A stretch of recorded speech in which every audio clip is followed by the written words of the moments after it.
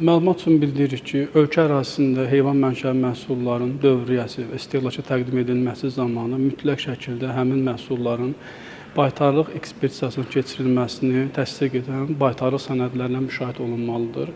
O cümlədən ölkə ərazisində ixal olunan heyvan mənşəli məhsullar da yüksək risk qrupuna aid edildiyi üçün risk əsaslı yanaşma tətbiq edilməklə həmin məhsulların sınağı aparılır və müvafiq ixal sağlamlığı aktı ilə təmin edilir.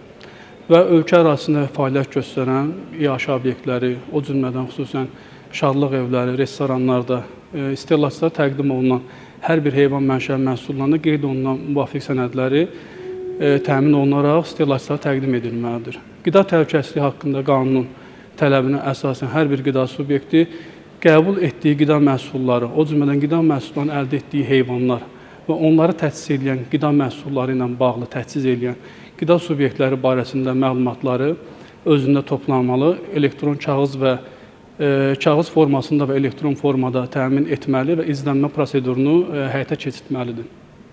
Bu sahədə nəzarəti həyata keçirən müvafiq icra hakimiyyəti orqanı, yəni Qida Təhlükəsizliyi Agentliyinin tələbi əsasında həmin sənədləri təqdim etməlidir.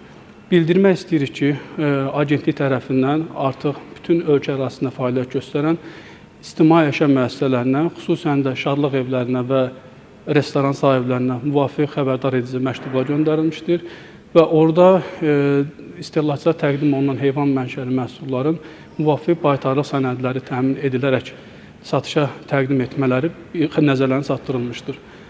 Bildiririk ki, agentlik tərəfindən artıq bu sahədə müvafiq reydlər, nəzarət tədbirləri həyata keçiriləcək.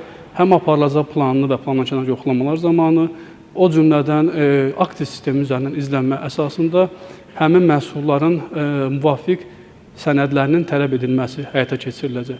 Qanunvericinin qeyd olunan tələblərini pozan hər bir sahibkar subyekti barəsində isə qanunverici nəzərdə tutulmuş qaydada müvafiq inzibati tədbirlər görüləcəkdir.